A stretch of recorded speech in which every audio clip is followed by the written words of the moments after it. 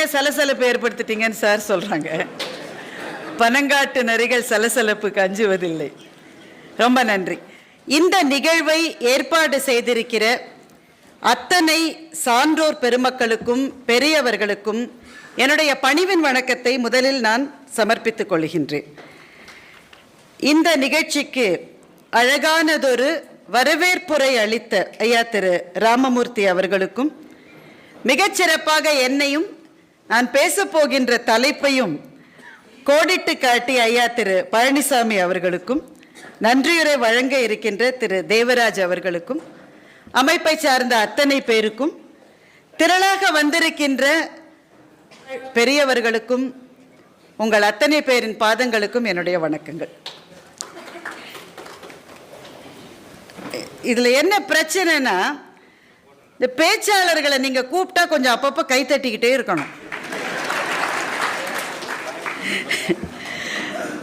அதனால கொஞ்சம் சோர்வடையாமல், இங்கே நிறைய இண்டஸ்ட்ரியலிஸ்ட்லாம் பேசியிருக்காங்க, லைஃப் கோச்சஸ்லாம் பேசியிருக்காங்க, அவர் கலிமூர்த்தி சார்லாம் பேசியிருக்காரு. அவங்க அதற்கு பழக்கப்பட்டவர்கள்.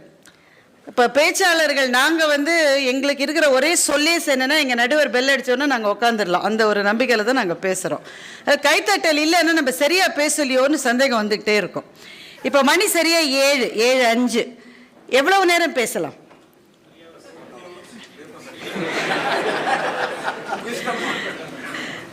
இப்படி தான் ஒரு இடத்துல சொன்னாங்க, உங்கள் இஷ்டம் எவ்வளோ நேரம் வேணால் பேசுங்கன்னாங்க. ரொம்ப சந்தோஷப்பட்டேன். நீங்கள் எவ்வளோ நேரம் வேணால் பேசுங்க, நாங்களாம் 15 நிமிஷத்தில் போயிடுவோன்னு. பார்க்கலாம் அது எப்படி போகுதுன்றதை வச்சுக்கிட்டு. ஏன்னா பேச்சு என்பது தனியாக ஒருவர் மாத்திரம் செய்வதல்ல, அது ஆடியன்ஸுக்கும் பேச்சாளர்களுக்கும் இடையிலே இருக்கிற ஒரு ரசாயனம். அந்த ரசாயனம் எப்படி வேலை செய்வது என்பதை பொறுத்து ஒரு 45 நிமிஷம் வச்சுக்கலாம், அல்லது ஒரு மணி நேரம். இந்த அவையில் என்ன பேசுவது என்பதற்கு ஐயா அந்த தலைப்பை பற்றி விரிவாக சொன்னார். உண்மையில் ரொம்ப பயமாக இருந்ததுங்க. ஏன்னா இந்த தலைப்பை பற்றி நானே அவ்வளவு சிந்திக்கலை, அவர் அவ்வளவு சிந்திச்சிருக்காரு.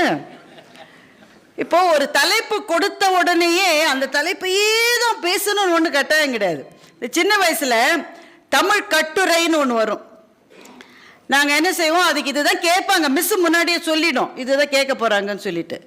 அதுக்காக ஒன்று படித்து நல்ல மனப்பாடம் பண்ணிட வேண்டியது. அதை பட்டிமன்றத்தில் ஜோக்காக சொல்லுவாங்க. அப்படித்தான் ஒரு பையன் பசுமாட்டை பற்றி படிச்சுட்டு போயிட்டானோ. நல்ல 4 கால் இருக்குது, 1 வால் இருக்குது, எல்லாம் படிச்சுட்டான். அங்கே போனவுடனே கட்டுரையில் தென்னை மரத்தை பற்றி ஒரு கட்டுரை வரைகன்னு கொடுத்துட்டாங்க. இவன் படிக்கலை. என்ன செய்வான், பசுமாட்டை பற்றி தான் படித்தது எல்லாத்தையும் எழுதிட்டு, இப்படிப்பட்ட பசுமாட்டை தென்னை மரத்தில் தான் கட்டுவார்கள். அதனால தலைப்பெல்லாம் ஒன்றும் இல்லை, நாம என்ன பேசுகிறோமோ அதுக்குள்ள தலைப்பை நம்ம நுழைச்சிடலாம். ரொம்ப அதை பற்றி கவலைப்பட வேணாம். நான் ஏன் அந்த தலைப்பை கொடுத்தேன்னாக்கா, உண்மையில் நடந்தது நான் சத்தியமாக சொல்கிறேன் சார். அப்படிலாம் ரொம்ப ஆழ்ந்து சிந்தித்தெல்லாம் கொடுக்கல. அது ஒரு கஷ்டமான நாள் என்னுடைய அலுவலகத்தில் எல்லா நாளுமே கஷ்டமான நாள் தான். சந்தோஷமான நாள் என்று ஒன்று இருக்கிறதா ஆஃபீஸில். கஷ்டமான நாள் அன்னைக்கு எங்களை மாதிரி பேங்க்லலாம் வேலை செய்கிறவங்களுக்கு என்ன பிரச்சனைனா, தினம் எழுந்திரிச்ச உடனே நாங்கள் வேண்டிக்கிட்டே எழுந்திரிப்போம். இன்றைக்கி புது அனௌன்ஸ்மெண்ட் எதையும் மோடி செஞ்சிடக்கூடாதுன்னு வேண்டிக்கிட்டே எழுந்திரிப்போம். பக்குன்னே இருக்கும் ஒவ்வொரு நாளும். ஏன்னா இப்படித்தான் நான் இந்த பணியில் என்னை ஆப்ரேஷன்ஸ் துறைக்கு மாற்றினார்கள். எனக்கு என்ன அதிர்ஷ்டம் பாருங்களேன், எனக்குன்னு எப்பவுமே ஒரு அதிர்ஷ்டம் உண்டு. என்னைக்கு மாற்றினாங்கன்னா அக்டோபர் 7ஆம் தேதி. அந்த நாள் உங்களுக்கு ஞாபகம் இருக்கா? 2016 அக்டோபர் 7. உங்களுக்கு ஞாபகம் இருக்கா அந்த நாள்?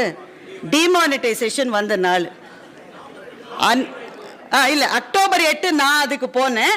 நவம்பர் 8ஆம் தேதி டிமானிட்டைசேஷன் வந்தது. ஒரே மாதத்தில் நான் அந்த பதவிக்கு போன உடனே 1 மாதம் வெயிட் பண்ணி அவர் அதை அனௌன்ஸ் பண்ணார்.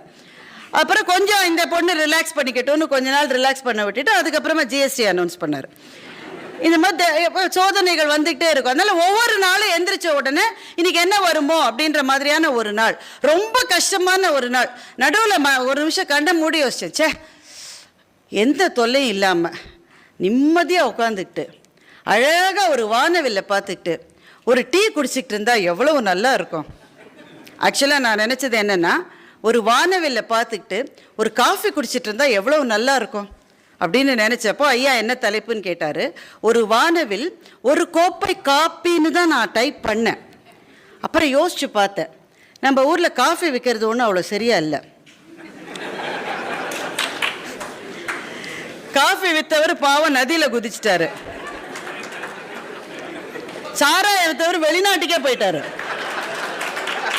ஆனா டீ விற்றவர்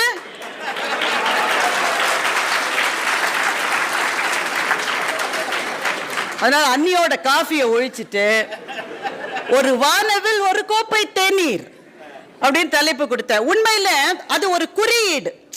அப்போ அது ஒரு குறியீடு. கற்றறிந்தவர்கள் நீங்கள். ஒரு வானவில் ஒரு கோப்பை தேநீர். வானவில்லை பற்றி விவிலியத்தில் ஒரு குறிப்பு வருகிறது, பைபிள்ல ஒரு குறிப்பு வருகிறது. ரொம்ப அழகான குறிப்பு அது. சும்மா அதோட ஆரம்பிக்கலாம். கடவுள் பிரளயத்தை கொடுத்துட்டாராம். இப்போ உலகம் முழுக்க பிரளயத்தில் அடிச்சுட்டு போகுது. தண்ணியில எல்லாம் போயாச்சு. நோவா என்கிற ஒருவரை மாத்திரம் கடவுள் உயிரோடு காப்பாற்றுகிறார். இந்த நோவான்றவர் ஒரு படகு ஏற்பாடு, பெரிய படகு ஏற்பாடு பண்ணி உலகத்தில் இருக்கிற எல்லா உயிரினங்களையும், ஒரு ஆண் ஒரு பெண், ஒரு ஆண் புலி ஒரு பெண் புலி, ஒரு ஆண் சிங்கம் ஒரு பெண் சிங்கம், ஒரு ஆண் யானை ஒரு பெண் யானை, அத்தனையும் அந்த படகுல ஏற்றிக்கிட்டு அவரும் அவர் குடும்பமும் மாத்திரம் பிரளயத்தில் தப்பிச்சிடுறாங்க. இதுதான் பைபிளில் இருக்கிற கதை. நான் கூட யோசிச்சு பார்ப்பேன், அவர் தெரியாதனமா ஒரு ஆண் கொசுவையும் பெண் கொசுவையும் உள்ளே ஏற்றிட்டார் போல இருக்கு. அவர் மாத்திரம் நீங்க ஏத்தாம இருந்தா நாம இன்னைக்கு தப்பிச்சிருப்போம்ல. அப்போ மழை கொட்டி கொட்டி பிரளயம் வருகிற போது கடவுள் சொன்னாராம், அதோ பார் இனிமேல் மழை வராதுன்னு சொன்னாராம். எப்படி சொல்றீங்க, எப்படி நம்புவது என்று கேட்டபோது அதோ பார் ஒரு வானவில். அப்போ ஒரு வானவில் வந்திருக்கிறது. இந்த வானவில் இருக்கிறதே, இது கடவுளுக்கும் மனிதனுக்குமான ஒப்பந்தம் என்று கடவுள் சொன்னதாக பைபிள் பேசுகிறது. இது ஒரு கோவனன்ட் என்ற வார்த்தையை அவர்கள் உபயோகிக்கிறார்கள். இது ஒரு ஒப்பந்தம், கடவுள் சொல்லுகிற ஒப்பந்தம். இனிமேல் உங்களை அழிக்கும்படியான மழை இந்த பிரபஞ்சத்தில் வராது என்று கடவுள் மனிதனுக்கு சொன்ன அந்த செய்தி தான் வானவில்லாக இருந்தது என்று பைபிள் பேசுகிறது. ஆனால் வானவில் என்பது ஒரு குறியீடு. நம்ம சின்ன வயசு கதையெல்லாம் நீங்க படிச்சீங்கன்னா தெரியும். ஒரு சிண்ட்ரெல்லா கதை, ஒரு கோல்டிலாக்ஸ் கதை, இந்த மாதிரி கதைகள்லாம் படிக்கிற போது கடைசியில அந்த ராஜகுமாரிக்கும் அந்த ராஜகுமாரனுக்கும் கல்யாணம் ஆயிரும். கல்யாணம் ஆன உடனே they lived happily ever after அப்படின்னு சொல்லுவாங்க. அவர்கள் எப்போதுமே சந்தோஷமாக வாழ்ந்தார்கள் அப்படின்னு அந்த படத்துல எப்பவுமே ஒரு வானவில் இருக்கும். வானவில் என்பது தொடர்ந்து மகிழ்ச்சியாக வாழ்வதனுடைய ஒரு குறியீடு. நம்ம எல்லார் மனசிலையும் ஒரு சின்ன கனவு உண்டு. எனக்கு இப்போது இருக்கிற பிரச்சனைகள் எல்லாம் முடிந்து ரிலாக்ஸ்டா நிம்மதியா ஒரு பிடுங்கல் இல்லாம அப்படி உட்காந்துக்கிட்டு ஒரு வானவில்லை பார்த்துக்கிட்டு ஒரு டீ, காஃபியில் டீ, ஒரு டீயை சாப்பிட்டுட்டு இருந்தா ஆஹா என்ன நல்லா இருக்கும்ன்ற ஒரு கனவு உண்டு. இந்த கனவு இல்லாதவங்க யாராவது இருக்க முடியுமா சார்? எல்லாருக்கும் அது உண்டு. ஒவ்வொரு பிடுங்கலின் போது நமக்கு தோணும் அப்படியே கொஞ்சம் எல்லாத்தையும் விட்டு விட்டு தொலைச்சு ஓடி போய். அதுக்கு ஒரு கதை சொல்லுவாங்க. ஒருத்தர் ரொம்ப வெறுத்துட்டாராம். வெறுத்துட்டு சன்னியாசியா போறதுன்னு முடிவு பண்ணிட்டாராம். சன்னியாசியா போறேன்னு சொல்லி ஓடுறாராம். அந்த வீட்டம்மா ஒன்றும் கண்டுக்கல. அது பெருசா அது போனாலும் இருந்தாலும் ஒன்று நினைச்சது போல. வாசல்லே நின்று பார்த்துட்டு இருந்தது. சன்னியாசியா ஓடுறவர் மனைவியை பார்த்து சொன்னாராம், வெளியில வெள்ளி சொம்பருக்கு உள்ள எடுத்துவேன்னு சொல்லிட்டு ஓடினாராம். நாம எல்லாரும் எல்லாத்தையும் விட்டு தொலைச்சிட்டு போகணுன்ற போது நமக்கு உள்ள இருக்கும், ஐயோ அது வந்துடும், அந்த ஃபோன் வந்துருமே, பேங்க் மேனேஜர் நாளைக்கு ஃபோன் பண்ணிடுவாரு, இந்த பிரச்சனை இருக்கு. இந்த பிரச்சனைகள் உள்ள ஓடிக்கொண்டே இருக்கும் போது வானவில் அது தேநீராகுது. அப்போ அது கனவு தானா? அது நடக்கவே நடக்காதா? நம்முடைய வாழ்க்கையில் அப்படி ஒரு நாள் வர முடியாதா என்பதை பற்றி உங்களோடு ஒரு சின்ன அலசல். அதுக்கு தான் அந்த தலைப்பினுடைய சிக்னிஃபிகன்ஸ். நீங்க எல்லாரும் இன்னைக்கு போயிட்டு உங்க வீட்டில் சின்ன பிள்ளையா இருக்கலாம், பேரன் பேத்தி யாரா வேணா இருக்கலாம், குட்டி பாப்பாக்களுக்கான புத்தகங்களை பாருங்க. என்ன புத்தகமா இருந்தாலும் கடைசி பேஜில் அந்த கதை முடிகிற போது ஒரு வானவில் இருக்கும். அவங்க சந்தோஷமா இருந்தாங்கன்னு சொல்லுவதற்கான ஒரு குறியீடு. என்ன ஆச்சரியம் பாருங்களேன். இந்த உலகத்தில் கடவுள் படைத்த அழகான பொருட்களில் வானவில் ஒன்று. ஆனால் கடவுள் படைத்த பொருட்களிலேயே மிக மிக குறைந்த காலம் இருப்பது வானவில் தான். ஒரு சூரியனை போல, ஒரு நிலவை போல, விண்மீன்களை போல வானவில் என்பது நிலைத்து இருப்பதில்லை. எப்போதோ வருவது தெரியாமல் வருவது, பார்த்து கொண்டே இருக்கிற போது மறைந்து போவது. நம்ம பிசிக்ஸ் புக்ல படிச்சிருக்கோம், விப்கியார். இந்த 7 நிறங்கள் அந்த வானவில்லிலே மின்னுகின்றன. ஸ்பெக்ட்ரோமீட்டர் நீங்க படிக்கிற பிள்ளைகள் இருந்தா தெரியும், காலேஜில் ஸ்பெக்ட்ரோமீட்டர் கொடுத்து உயிர் எடுப்பாங்க. அதுல ஒரு ஒளிக்கீற்று போனா இங்க 7 கலர் வரணும். ஒரு நாள் எனக்கு வந்ததில்லை, யாருக்குமே வந்ததில்லை. ஒரே ஒரு நபருக்கு தான் உலகத்தில் வரும். அவர் யாருன்னா லேப் அட்டெண்டர். அவருக்கு தெரியும் அந்த ஸ்பெக்ட்ரோமீட்டர் எப்படி வச்சா அவர் போற போக்கில் பண்ணி கொடுத்துட்டு போவார்.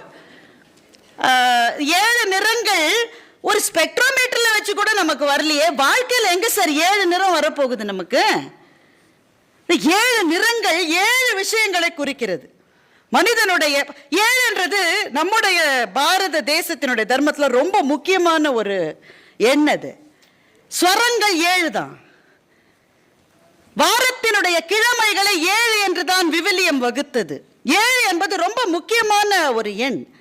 நிறங்கள் 7, நிறங்களும் ஸ்வரங்களும் 7 இருக்கிறது. எதை குறிப்பிடுகிறது என்றால் ஒவ்வொரு நிறத்துக்கும் ஒரு செய்தி உண்டு, ஏதோ ஒரு செய்தி இருக்கிறது. சிவப்பு, நீங்க படம் வரையறவங்களை கேட்டா சொல்லுவாங்க. ஓவியர்கள் இங்க யாராவது இருக்கீங்களான்னு தெரியல, ஓவியர்களை கேட்டால் சொல்லுவார்கள், சில நிறங்களை சிலவற்றுக்கு தான் உபயோகிக்க வேண்டும். எப்போதுமே சிவப்பு என்பது வறுமையை குறிக்கிற நிறம். வறுமை, சோகம், பசி, ஏதோ கைவிட்ட நிலை, இதை குறிப்பிடுகிற நிறம் சிவப்பு. மஞ்சள் குறிப்பிடுவது சுபிட்சம், ரொம்ப நல்லா இருக்கு, எல்லாம் மங்களமா இருக்கு, நம்ம அதை தான் யூஸ் பண்றோம். மஞ்சள். நீலம், இட் இண்டிகேட்ஸ் டிஸ்டன்ஸ், தூரத்தை சொல்லுவது. அது காலத்தின் தூரமாக இருக்கலாம், இடத்தின் தூரமாக இருக்கலாம், ஆனால் டிஸ்டன்ஸை சொல்லுகிற நிறம் ப்ளூ. கிரீன், கிரீன் மகிழ்ச்சியை சொல்லுவது. எப்போதும் மகிழ்ச்சின்னா அது பச்சை தான். அதனால்தான் மணிரத்னம் அந்த பாட்டை வைக்கிற போது ஆரம்பிக்கிற போதே பச்சை நிறமே பச்சை நிறமே தான் அந்த பாட்டை ஆரம்பிக்க. ஆனால் மகிழ்ச்சியை சொல்லுகிற நிறம். இன்னும் சில கலாச்சாரங்களில் காதலை சொல்லுகிற நிறம் பச்சை. இன்னைக்கு பச்சை ட்ரெஸ் போட்டுருக்கலாம், அப்படி எப்படி திரும்பி திரும்பி பார்த்துக்கிறாங்க. காதலை சொல்லுகிற நிறம் பச்சை. வயலட், இண்டிகோன்ற 2 இருக்கு. இண்டிகோ என்கிற நிறம் கிட்டத்தட்ட மரணத்தை சொல்லுவது, அதாவது விலகி போவதை சொல்லுவது, காணாமல் போவதை சொல்லுவது. வயலட் என்கின்ற நிறம் வாழ்க்கையை நாம் பார்க்கிற அந்த பார்வையை சொல்லுகிற நிறம். எப்படி பார்க்கிறோம் என்பதை அளவிடுகிற நிறம். ஓவியர்களை கேட்டால் சொல்லுவார்கள், ஒவ்வொரு நிறத்துக்கும் ஒரு கான்செப்ட் இருக்கு. இப்போ வாழ்க்கைன்றது அப்படித்தானே இருக்கணும். இப்போ புது வருஷத்தன்னைக்கு நம்ம ஊர்ல எல்லாம் வாழை இலை போட்டு மாங்காய் பச்சடி வச்சு கூடவே வேப்பிலையும் வைப்பாங்க. அது ஆந்திராவில் 2த்தையும் ஒன்னா போட்டே பச்சடி செய்வாங்க. மாம்பழத்தையும் வேப்பம்பூவையும் ஒன்னாவே போட்டு பச்சடி செய்வாங்க. வாழ்க்கை இப்படிதாண்டா இருக்கும். எப்பவுமே இனிக்காது, எப்பவுமே கசக்காது, எப்பவும் துவர்க்காது, எப்பவும் உப்பு கரிக்காது, எல்லாம் சேர்ந்திருப்பது வாழ்க்கை என்று சொல்லுவது போல நிறங்கள் 7 எதை சொல்லுகிறது என்றால் வாழ்க்கையில எல்லாம் சேர்ந்துதான் வரும். இந்த வானவில் நம்முடைய வாழ்க்கையில் வருகிற தருணங்களை நோக்கி நாம் காத்திருக்கிற பாதையை நீங்கள் பாருங்கள் நண்பர்களே. எவ்வளவு சிக்கல்கள், எவ்வளவு சிக்கல்கள். எதுல இருந்து ஆரம்பிக்கிறதுனே தெரியல. இது கொடிஷியான்றதுனால முதல்ல தொழில் செய்பவர்களுடைய கஷ்டத்துல இருந்து ஆரம்பிக்கலாம். சார், பணம் இல்லாதவனுக்கு சார் நம்ம ஊர்ல ஒரே ஒரு பிரச்சனை தான் சார். பணம் இல்லாதவனுக்கு ஒரே ஒரு பிரச்சனை, பணம் இல்லை, பணமே இல்லையே. அதான் பணம் இருக்கிறவனுக்கு 10,000 பிரச்சனை சார். 1 2 அதுலயும் பணம் இருந்தா அம்பானி மாதிரி பணம் இருக்கணும். இந்த அறகுறையா பணம் இருந்தா தொல்லை சார். அம்பானி மாதிரி பணம் இருந்தா அரசாங்கங்களே அவர்களை தான் நடத்துகிறார்கள், அதனால ஒன்றும் பிரச்சனை இல்லை. நான் நினைச்சுப்பேன், தினம் காலையில் எந்திரிச்சு ட்ரம்ப்புக்கு ஒரு ஃபோன் பண்ணி, ஏஞ்சலினா மார்க்கெலுக்கு ஒரு ஃபோன் பண்ணி இந்த சட்டத்தை இப்படி மாத்துங்கன்னு அவர் சொல்லுவாருன்னு நான் நினைச்சுப்பேன். பணம் இருந்தா அப்படி இருக்கணும், இல்ல பணமே இருக்கக்கூடாது. இந்த நடுவுல மாட்டிக்கிட்டு நம்ம படுற கஷ்டம் இருக்கு. அப்பப்பா 1 2 முதல் கஷ்டம் வரி. ஜிஎஸ்டி வந்த நாள் உங்களுக்கு எல்லாம் ஞாபகம் இருக்க? மறக்க முடியுமான்னு கலைஞர் இருந்தார். அது மாதிரி இதுல என்ன எனக்கு ரொம்ப வருத்தப்படுறதா சந்தோஷப்படுறதான்னு தெரியல சார். இந்தியாவிலே தமிழ்நாட்டில் தான் ஒழுங்கா ஜிஎஸ்டி கட்டுறாங்களா தெரியுமா உங்களுக்கு? எவ்வளவு அடிச்சாலும் நாம தாங்குறோம் பாத்தீங்களா. ஒழுங்கா கட்டோம் சார், நாம பெருமைப்படலாம். பீகார்ல அப்படின்னா என்னன்றான் ஏக்க, அவனுக்கு அது என்னன்னா இன்னும் போய் சேரல. அவனுக்கு என்னைக்கு போய் சேர்ந்தா அவன் என்னைக்கு கட்டி நாம தானே அதிகமா கொடுக்குறோம். நமக்கு ஏதாவது திரும்பி கிடைக்குதா? அதனால எனக்கு தெரிஞ்சு கிடைக்கல. ஒருவேளை வருமா இருக்கும். நேத்திக்கு கொஞ்சம் சொல்லியிருக்காங்க, யானை பசிக்கு சோளப்பொரி மதி. ஒருவேளை வரும் நிதானமா. வர மட்டும் நாம இருக்கணுமே, நம்பிக்கை தான். வானவில்லை எப்படி ஒரு மஞ்சள் இருக்குல்ல, வந்துதானே ஆகணும். இப்போ நீங்க ஜிஎஸ்டியை விட்டுருங்க, பர்சனல் இன்கம் டேக்ஸ் எடுத்துக்குங்க. என்னுடைய நண்பர் ஒருத்தர் இன்கம் டேக்ஸ் ரிட்டர்ன் ஃபைல் பண்ணார். பண்ணிட்டேன்ட்டு சொன்னார், என் ஃபார்மை ரிஜெக்ட் பண்ணிட்டாங்க மேடம்னார். ரிஜெக்ட் பண்ண என்ன சார் இருக்கு? நம்ம எல்லாரும் இன்கம் டேக்ஸ் ரிட்டர்ன் ஃபைல் பண்ண மொத்தமே 5 கேள்வி 6 கேள்வி கேட்குறோம். அதில் ரிஜெக்ட் ஆகிற மாதிரி என்ன சார் சொன்னீங்க? என்ன டிபெண்டன்ஸ்னு கேட்டிருந்தான் மேடம். டிபெண்ட்னா என்ன தெரியலையா? உங்களை சார்ந்து இருக்கிறவர்கள் என்ன போடுவீங்க? வீட்டுக்காரம்மா பேரை பெரும்பாலானவர்கள் போடுவீர்கள். நீங்கள் யாரும் வீட்டுக்காரம்மாவை சார்ந்து இல்லை, வீட்டுக்காரம்மாவும் உங்களை சார்ந்து இல்லை. இருந்தாலும் ஒரு கன்வென்ஷனுக்காக போடுறது. வீட்டுக்காரம்மா பேர் போடுவீங்க, பிள்ளைங்க பேர் மைனஸாக இருந்தால் போடலாம், அப்பா அம்மா வயசானவங்கள. இவ்வளோ தானே சார் போன. இவர் என்ன போட்டிருக்காரு தெரியுமா? இந்தியாவில் டைரக்ட் டேக்ஸ் பே பண்ணுறவங்க மொத்தம் 3% தானா. இன்கம் டேக்ஸ் பே பண்ணுறோம் மொத்தம் 3% தானா. இப்போ கொஞ்சம் ஜாஸ்தியாக இருக்குன்றாங்க. ரொம்ப நாள் 3% இருந்தது, இப்போ கொஞ்சம் ஜாஸ்தியாக இருக்கு. 5% வச்சுக்கலாமே சும்மா ஒரு கணக்குக்கு. டேக்ஸ் பே பண்ணாத 95% என்னோட டிபெண்டன்ட்னு இவர் போட்டிருக்காரு. அதோட நிறுத்தாம இந்தியாவில் இருக்கிற 1280 சிறைச்சாலைகளில் இருக்கிற 6 லட்சத்துக்கு மேற்பட்ட கைதிகள் அவங்கள என்னோட டிபெண்டன்ஸ் போட்டிருக்காரு. ஏன்னா இவங்க தலையில தானே அவங்களும் உட்கார்ந்து இருக்காங்க. இதெல்லாம் போட்டேன் மேடம், ரிஜெக்ட் பண்ணிட்டாங்க. எதையா மிஸ் பண்ணிட்டேன் நானார். ஆமா மிஸ் பண்ணிருக்கீங்க. ஒரு 540 சொச்சம் எம்பி,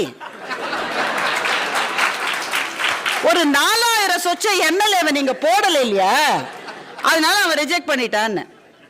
இது என்ன ஒரு விசித்திரமான கட்டமைப்பு பாருங்க. வரியை ஒழுங்காக தர்மத்தின் படி, சரி தர்மத்தை விட்டுறலாம் அதெல்லாம் கிடையாது, சட்டத்தின் படி இல்ல சார்ட்டர்ட் அக்கவுண்டன்ட் சொன்னதன் படி. சார் ஜிஎஸ்டி வந்ததுல அவங்க ஒருத்தங்க தான் சார் சந்தோஷமா இருக்கும்.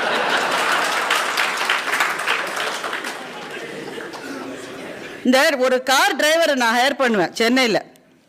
சார் மேடம் இந்த ஜிஎஸ்டின்னு ஒன்று கொடுக்க சொல்கிறாங்க. அவருக்கு என்ன தெரியலப்பா, ஜிஎஸ்டின்னு ஒன்று கொடுக்க சொல்கிறாங்க மேடம். அது கூட நான் கட்டிடுவேன் மேடம், அது பிரச்சனை இல்லை மேடம். அந்த ஃபார்மை ஃபில்அப் பண்ணுறதுக்கு என் சார்ட்டர்ட் அக்கௌண்டன்ட் ஒவ்வொரு தடவையும் 500 ரூபாய் கேட்குறாரு. அடிச்சா பாரு லக்கி பிரைஸ்ன்னு. இப்போ இது என்ன விசித்திரமான கட்டமைப்பு பாருங்க. வரி செலுத்துகிறவர்கள் கை அளவு, வரி செலுத்துகிறவர்களின் மேலே உட்கார்ந்து இருக்கிறவர்கள் கடல் அளவு. அப்போ வரி செலுத்துகிறவர்கள், அது இன்கம் டாக்ஸா இருக்கட்டும் ஜிஎஸ்டியா இருக்கட்டும், the taxpayer what is he or she getting back? உங்களுக்கு என்ன கிடைக்கிறது? ஏதாவது மரியாதை கிடைக்கிறதா? யாராவது இன்கம் டாக்ஸ்ல ஒரு சர்டிபிகேட் சில சமயம் தரோம், அதுவும் சில பேருக்கு மாத்திரம் தரோம். நமக்கு சர்டிபிகேட்லாம் வேணாங்க, ரெய்டு வராமல் இருந்தால் போறோம். நம்ம சில பேருக்கு மாத்திரம் ரெய்டு வராங்க. சில பேருக்கு ரெய்டு வந்து பிடிச்சதா பேப்பர்ல நியூஸ் வருது, அப்புறம் என்ன ஆச்சுன்னு யாருக்குமே தெரிய மாட்டேன். நான் பொதுவா சொல்றேன், இவங்க வேற கேமரால வச்சிருக்காங்க. அப்போ வரி என்பது எவ்வளவு சார்? பர்சனல் இன்கம் டேக்ஸே எடுத்துங்க, about 30-35%. GST is about 18%, 20%. இவ்வளவு அதிகமான டாக்ஸ் பிராக்கெட் இருக்கிற நாடுகள் உலகத்திலே ரொம்ப குறைவு, இந்தியா அதுல ஒண்ணு. we pay too much tax. சரி பே பண்றோம். அப்ப அதிகமாகவும் சரியாகவும் வரி கட்டுகிற தனிநபர்கள் அல்லது மாநிலத்துக்கு ஏதாவது திருப்பி வரணுமா வர வேண்டாமா? ஏதாவது ஒரு பெனிஃபிட் வரணும் இல்ல? என்ன நான் தானே கான்ட்ரிபியூட் பண்றேன். அதனால சொன்னது என்ன சார் தப்பு? டிபெண்டன்ட்னு எழுதி ரிஜெக்ட் ஆயிருச்சு, அது வேற விஷயம்.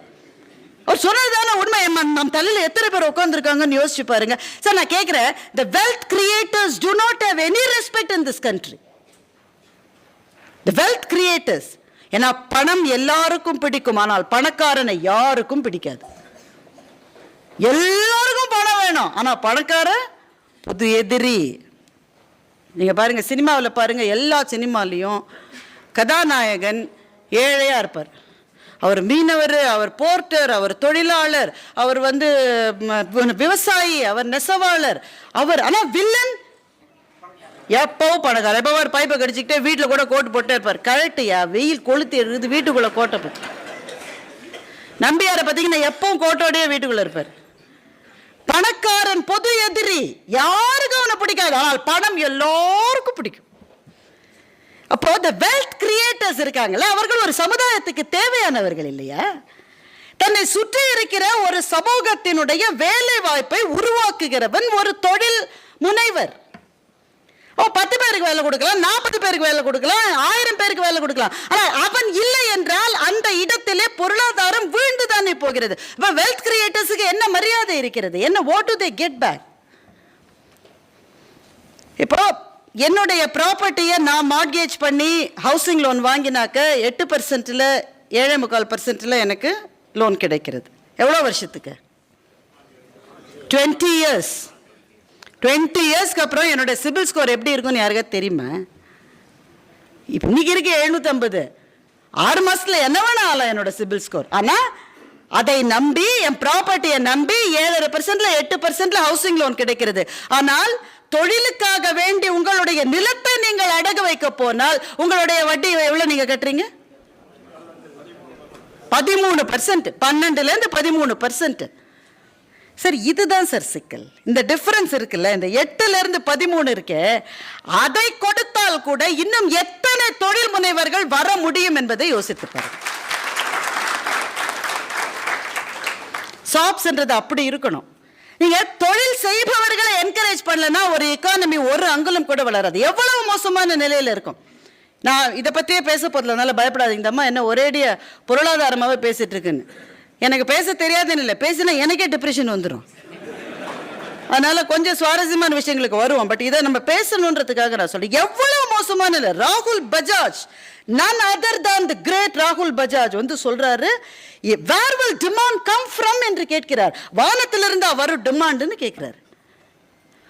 மகத்தான தொழில் முனைவர், இந்தியாவினுடைய ஆட்டோ இண்டஸ்ட்ரியினுடைய மொத்த நாவையும் தன் கையில வச்சிருக்கிற ஆளு சொல்றாரு, எவனுமே வாங்க மாட்டேன் சார் வண்டியை, டிமாண்ட் என்ன வானத்திலிருந்து குதிக்குமா என்று அவர் கேட்கிறார். என்றால் எவ்வளவு அதல பாதாளத்தில் நம்முடைய நிலைமை இருக்கிறதுன்னு யோசிச்சுப்பாரு. மிக மோசமான நிலைமை நண்பர்களே. ஒரு நல்ல நியூஸ் வர்றமே சார், ஒரு நல்ல நியூஸ். சரி, இதுதான் சகிக்கல. அடுத்த பேஜை திருப்பினாக்க ஐஸ்லாண்டில் பனிப்பாறையே உருகி போச்சு, இன்னும் 20 மாசத்துக்குள்ள உலகமே இருக்காதுன்றா. ரொம்ப நல்லது, இதை பத்தி கவலைப்பட வேணாம். உலகமே இல்லைன்னா ஜிஎஸ்டி என்ன கழுத இருந்தா நமக்கு என்ன, நம்ம கட்ட போறது இல்லை. ஆசிரியர் வகுப்புல சொன்னாராம், டே எல்லாருக்கும் சொல்ற நல்லா கேட்டுங்க, 3ஆம் உலக போர் வரப்போகிறதுன்னாராம். பையன் உடனே எது கேட்டானா, சார் அன்னைக்கு லீவு கிடைக்குமான்னு. அது மாதிரி என்வாயன்மெண்டல் இஷ்யூஸ்னால உலகமே அழிய போறதுன்னா ஒரு பக்கம் மகிழ்ச்சி, எல்லாரும் தானே போயிடுவான். நம்ம கேட்டு ஜிஎஸ்டி கேட்டு தினம் ஒரு ஆள் ஃபோன் பண்றானே, அந்த ஆளும் போயிடுவான்ல, நிம்மதி.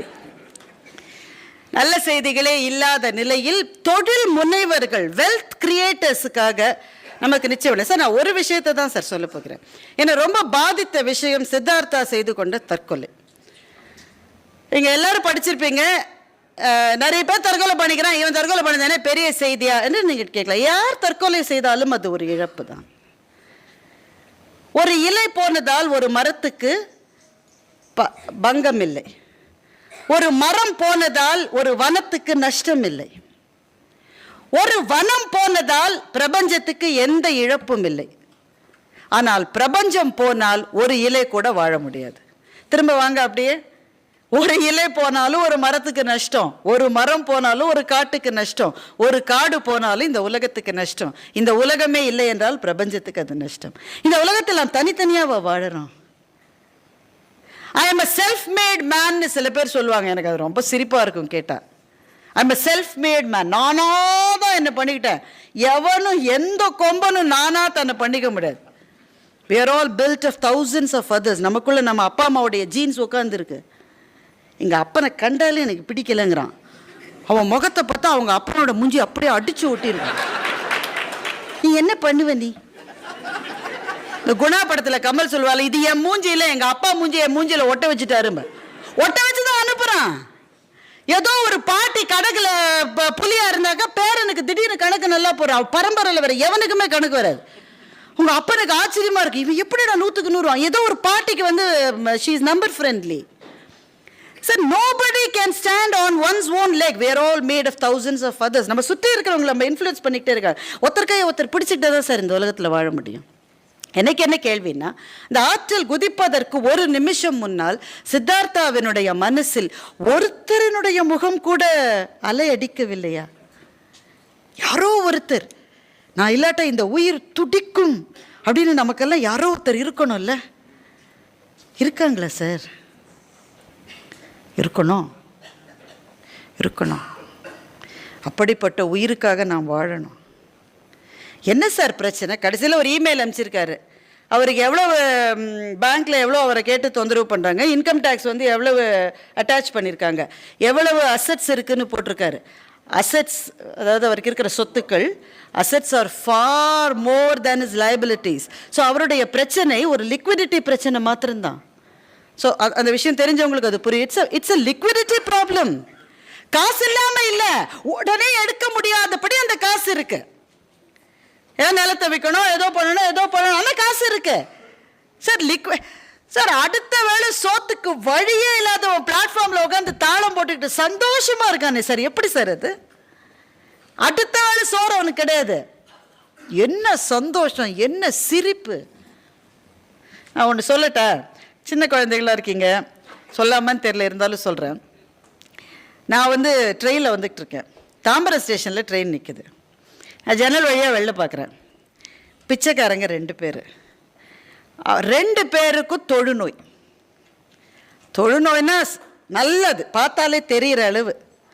ஏதோ ஹாஸ்பிட்டலில் இருந்திருக்காங்க, தப்பிச்சு வந்திருக்காங்க. ஏன்னா இவங்கெல்லாம் அங்கே ஹாஸ்பிட்டலில் இருக்க விரும்ப மாட்டாங்க, தப்பிச்சு வந்திருக்காங்க. அந்த ஆள் வந்து வண்டியில் உட்காந்துருக்கான், இந்த அம்மா தள்ளுது. 2 பேருமே லெப்ரசி. அந்த அம்மா என்னவோ சொல்லுது, அவன் சிரிக்கிறான்.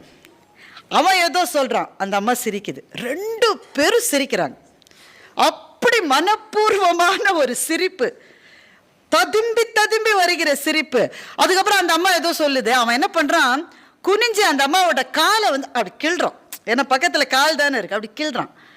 அவ செல்லமாக அவன் தலையில் அடிக்கிறான். ட்ரெயின் போயிடுச்சு. என்னால் அந்த காட்சியை மறக்க முடியல. என்ன பேசினாங்க 2 பேரும்? அவ்வளவு சந்தோஷமாக எதை பகிர்ந்து கொண்டார்கள்? அந்த உறவில் ஒன்றுமே கிடையாது. 2 பேருக்கும் தொழுநோய், பிச்சை எடுக்கிற வாழ்க்கை. ஆனால் அவங்களுக்குள்ள இருக்கிற இன்டிமசியை பார்த்தா சத்தியமாக சொல்கிறேன், உங்களுக்கு பொறாமையா இல்லை? எப்போ கடைசியில் வீட்டுக்கார மாட்டேன் நல்லா சிரித்து பேசுனீங்க?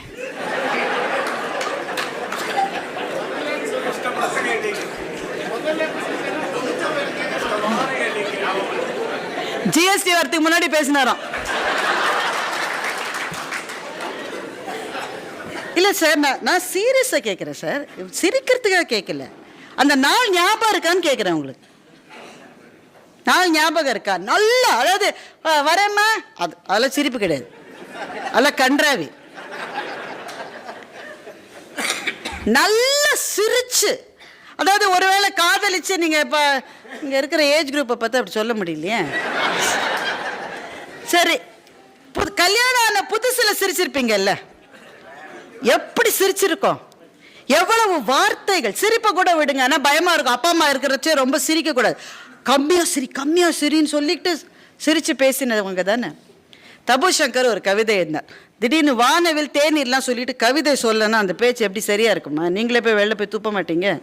இந்த அம்மா என்ன வானவில் தேநீர் நிஜம் கடைசியில் பொருளாதாரத்தை பற்றி பேசிட்டு போயிடுச்சு. தபு சங்கர் ஒரு கவிதை எழுதுகிறார். 5 மணிக்கு சந்திப்பதாக சொன்னாய், முதலில் 5 மணிக்காக காத்திருந்தேன். 5 மணி ஆனதும் உனக்காக காத்திருந்தேன். நான் காதலிக்க ஆரம்பித்திருக்கிறேனா, காத்திருக்க ஆரம்பிக்கிறேனா என்று தபு சங்கர் கவிதை எழுதினார். இப்போ இந்த கவிதையை 20 வயசுல கேட்டால் எப்படி இருக்கும்? அப்படியே நான் நினைச்சதையே எழுதியிருக்கோம். 45 வயசுல கேட்டால் எப்படி இருக்கும்? வேலை இல்லாத நாய் சும்மா உட்காந்து காத்துட்டு.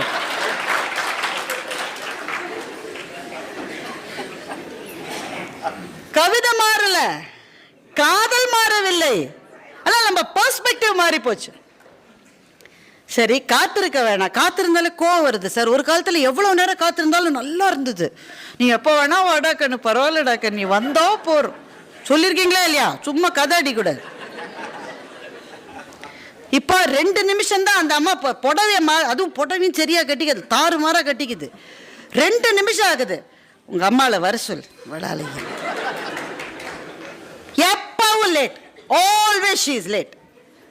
வந்துகிட்டே இருக்கேன்ல, அதுக்குள்ள என்னவா இருக்கு? எங்க சார் போச்சு சிரிப்பு, எங்க போச்சு வார்த்தைகள்? சார், நான் தொழில் முனைவர்களை பத்தி தான் பேசுறேன். ஆனா ஒரு தொழில் முனைவன் என்பவன் ரோபோ சிட்டி இல்லை. அவன் அதை பத்தியே யோசிச்சுட்டு இருக்க முடியாது. இதில் சக்தி வேண்டும் என்றால் அந்த சக்தி வீட்டிலிருந்து தான் வர வேண்டும் என்பதில் எனக்கு 2வது கருத்தே கிடையாது. சார், கஷ்டங்கள் ரொம்ப வரும், நிறைய கஷ்டங்கள் வரும். அதை தாங்குவதற்கான சக்தியை கொடுக்கிற வீடுகள் நமக்கு அமையவில்லை என்றால் தற்கொலைகள் அதிகரிக்கும். தற்கொலைகள் அதிகரிக்கும். என்ன சார் கேவலம், ஒரு பேங்க் ஆளு, ஒரு ஐடி ஆளு, அவனை சமாளிக்க முடியாது நம்மால. அவனை நம்மால சமாளிக்க முடியாது. அப்படித்தான் கேட்பான் அவன். ஏன்னா அவன் தலைக்கு மேல 10 பேர் அவனை இருக்கிறான்ல. கொடுக்குற எங்க போயிடப்போற இப்படி சொல்லிக்கிட்டே 20 வருஷத்தை தள்ளலாம்ல நம்ம.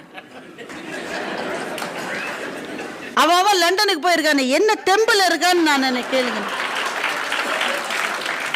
விஜய் மாலியா அங்க போய் 3ஆவதா கல்யாணம் பண்ணிருக்காரு சார். நாம இங்க இருக்கோம் கேவலம் 500 கோடிக்கு ஆத்துல குதிக்கணுமா நம்ம? சார், உறவுகள் நம்மை பலப்படுத்த வேண்டும். நான் இவளுக்காக இருந்தேன், நான் இவருக்காக வாழ்ந்து தீர வேண்டும். மனசுக்குள்ள வைராக்கியம் வேண்டும் சார். நமக்கு வைராக்கியம் வேணும். அந்த வைராக்கியத்தை அன்பும் காதலும் கொடுக்கும். நான் ஒரு சம்பவம் சொல்றேன் உங்களுக்கு. எழுத்தாளர் ஜெயமோகன், சில பேர் கேள்விப்பட்டிருப்பீங்க. தமிழில் இன்றைக்கு இருக்கிற மகத்தான எழுத்தாளர்களில் ஒருவர். என்னுடைய அபிப்பிராயம், தமிழ் எழுத்தாளர்கள் யாருக்காவது நோபல் பரிசு கிடைக்கும் என்றால் அவருக்கு தான் கிடைக்கும். அப்படிப்பட்ட எழுத்தாளர். ஆனால் நோபல் பரிசுக்காக ஒர்க் பண்ணலாம் அவருக்கு தெரியாது. அதுவா வந்தா உண்டு. அந்த எழுத்தாளர் ஒரு சம்பவத்தை எழுதுகிறார். மதுரை, நாகர்கோவிலேருந்து மதுரைக்கு பஸ்ஸில் போறாரு மனைவியோட. அப்பவே அவங்களுக்கு கல்யாணம் ஒரு 10 வருஷம்லாம் முடிஞ்சிருக்குன்னு வச்சுக்கோங்களேன். போறாரு, பேசிக்கிட்டே போறாங்க 2 பேரும். அவருடைய அடுத்த கதையை டிஸ்கஸ் பண்ணிட்டு இருக்காங்க. ஏன்னா அவருடைய முதல் வாசகியே அவருடைய மனைவி தான். அந்த கதையை பேசிக்கிட்டே போறாங்க, சிரிக்கிறாங்க, செல்லமா கோவிச்சுக்கிறாங்க. இப்படியே போயிட்டு இருக்கு 3 hours. மதுரையில் இறங்கினோட பின்னாடி ஒருத்தர் தோளை தொட்டு, நீங்க தானே எழுத்தாளர் ஜெயமோகன் தானே நீங்க? ஆமா நான் தான். கூட யார் வந்திருக்கிறது? என் மனைவி. மனைவியோடய 3 மணி நேரம் பேசினீங்கன்ற.